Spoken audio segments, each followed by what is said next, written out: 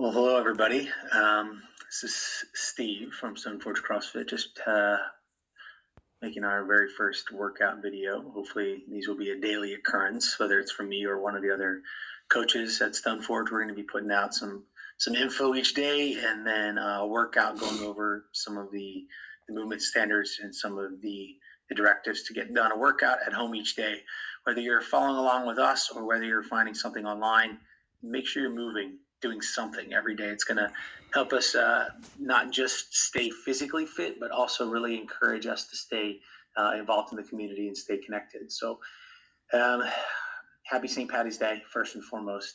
Yesterday was a real tough one for a lot of us.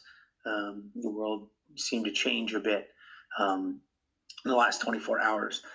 For those of us that are gym owners or small business owners in the Maryland area, we were directed and informed by the governor that we needed to shut down operations.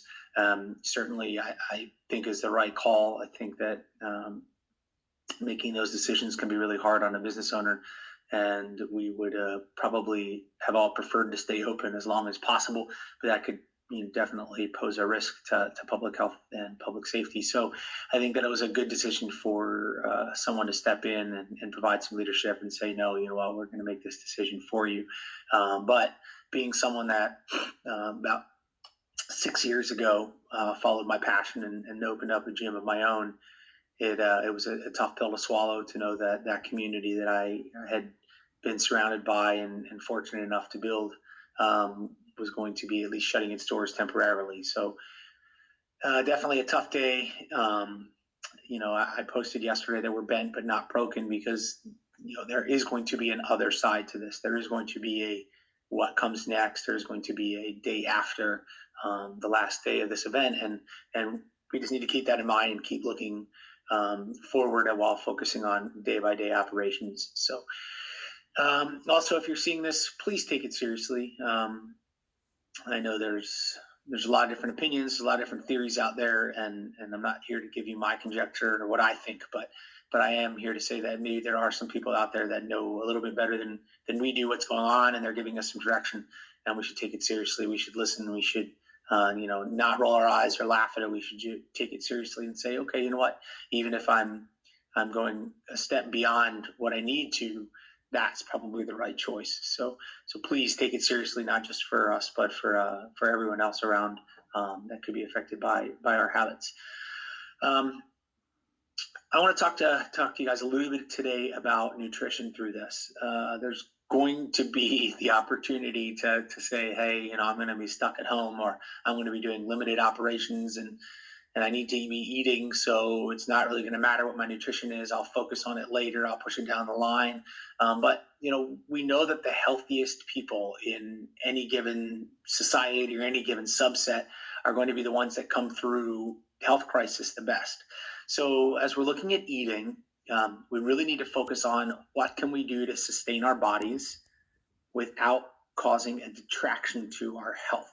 So high processed foods, they're going to last the longest. They're going to be in our houses. They're going to be, the non-perishables, the things that are going to stick around with us, the Pop-Tarts and the Twinkies and all those jokes that we hear from the zombie apocalypse. They're going to be there, but we still have the ability to make smarter choices.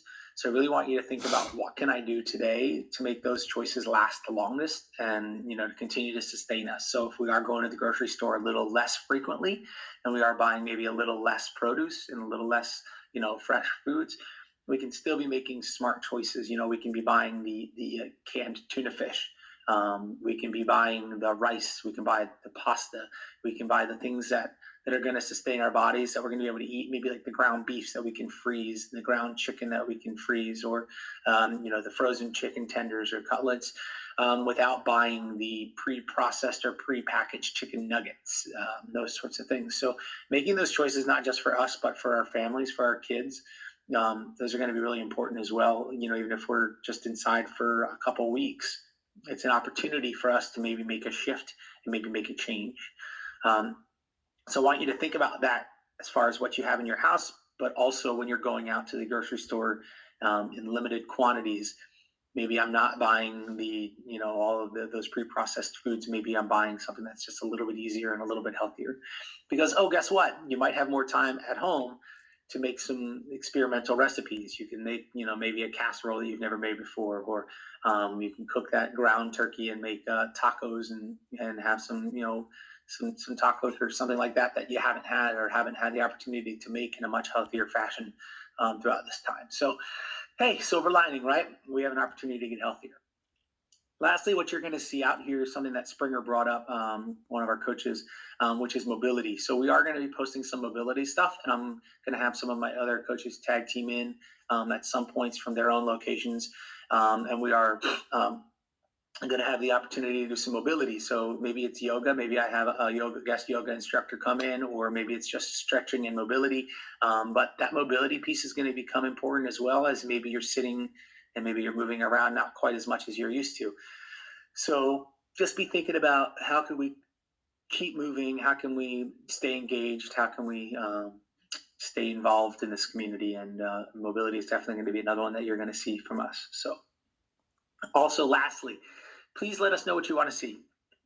So I'm going to be on here, like I said, maybe today is a little bit more of me chatting at you, but I'm hoping to be on here to at least connect with you guys every day. So if there's something you want to see, if there's something you want to talk about, if it's, different style of workout, or you want to see, a change up in variance, or if you want to see a cooking segment or something like, hey, how can I make something with rice that's a little different?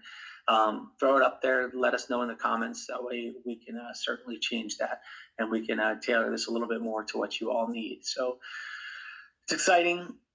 This is awesome. Don't be discouraged. We're all here together. I'm going to be here. I'm going to guide you through this as much as we can. So maybe just a few less of my corny jokes than you guys will experience at the gym every day. But let me know too if you want to hear joke of the day. I'd be happy to throw one out there. So excited. Let's walk through some of the stuff that we have today. I do want to say that each day is going to have a different style, and the style is going to repeat day after day after day after week after week after week. So Mondays will always be one style, Tuesdays will be a different style, Wednesdays, and so on and so forth. So Tuesdays are going to be our lumberjack style. So you see, I slept a lot, right? Our lumberjack style of workout is going to be falling, like timber, right? So our lumberjack style is going to be 10 to 1 today. So you're going to do 10 reps of each, then 9 reps of each, then 8, 7, 6, 5, 4, 3, 2, 1. So today we're going to start with our push-ups, flutter kicks, and burpees, and it's going to be kind of some body weight stuff. You might see some dumbbells, some kettlebell stuff thrown in from day to day, and I'll give you some scaled options if we don't have those things at home. So just be prepared for that. So we're going to follow our standard format, whether you're following along with our Stoneforge stuff or, any other, maybe it's CrossFit or maybe it's Brand X or whatever. But, our prepare, practice, and play, or our warm-up, skill, and WOD methodology here. So our warm-up today, I want you to get outside. At some point today, I want you to get outside. We're going to be jogging 200 meters, 10 inchworms, 10 sit-ups, and 10 lunges. Yes, it does say 10 inchworms, Jen, if you're watching this at home, 10 inchworms. Then our skill today is actually going to be some inversion. So we're looking at going upside down, whether that's headstands against the wall, whether that's headstands freestanding, handstands against the wall, or handstands freestanding. Find a way to get upside down, and we're trying to accumulate 2 full minutes, whether that's 30-second increments, or hey, if you can do 2 minutes at a time, outstanding. And then lastly, as I mentioned, our workout or our WOD today, lumberjack, which is going to be 10 to 1 push-ups, flutter kicks, and burpees. So let's go over first our warm-up. I'm going to talk about our inchworms, our sit-ups, and our lunges. So I'm going to gloss over a bit for the run. Obviously, we're getting outside, we're jogging. We come back from that jog, and we have those 3 movements. So movement 1 is going to be our inchworms. On our inchworms, we're looking at starting in that standing position. And we are going to walk our, mess already. We're going to walk our hands all the way out until we reach that full extended position, a little past neutral, and walk our hands back in. All right, just warming up those shoulders, getting everything ready for our push-ups and our handstands and everything else we have today. Okay. The second movement we have is our sit-ups. So our sit-ups, we're going to butterfly our feet together. So you can see our soles of our feet go together. We're going to come back all the way down to the floor, come up and touch our toes or in front of our toes. All right. The third movement is going to be our lunge. So we can do either a forward or a reverse lunge. So we're stepping either forward and standing up, or we can go to the reverse lunge. All right, so I want you to go through 4 rounds of that. Just be nice and warmed up, nice and sweaty, and most of us are going to think, well, that was the workout, but just gets that blood flowing, and then I want you to bring your heart rate down a little bit, and we're going to accumulate our headstand or handstand holds. So when we're doing our headstands or handstands, it's really important to work on that core tension. So we're working on our core muscle groups, not just our arms. So a lot of people, when we get to our handstands, they lack the shoulder strength to hold ourselves inverted, which is totally understandable. But most of us probably have the ability to balance upside down, whether we know it or not. So I'm going to walk through just briefly, just the headstand. So when we're starting with our headstand, we're putting our head about a foot away from the wall, and we're just simply coming up, inverting, point those toes. If we start to feel comfortable, maybe we're bringing one leg out, maybe we're bringing both legs out and just holding ourselves away from the wall. All right, we're really working on that, accumulating that 2 minutes away from the wall if we can. Then when we come down, work on lowering yourself to the floor, not just dropping in. All right, so if we can lower ourselves all the way down to the floor, we're starting to really work on that core control and that midline stability. All right, so 2 minutes upside down, whether it's headstands or handstands. Lastly, we have our 10 to 1, as we mentioned. So we have our push-ups, flutter kicks, and burpees. So we're going to do our 10 push-ups.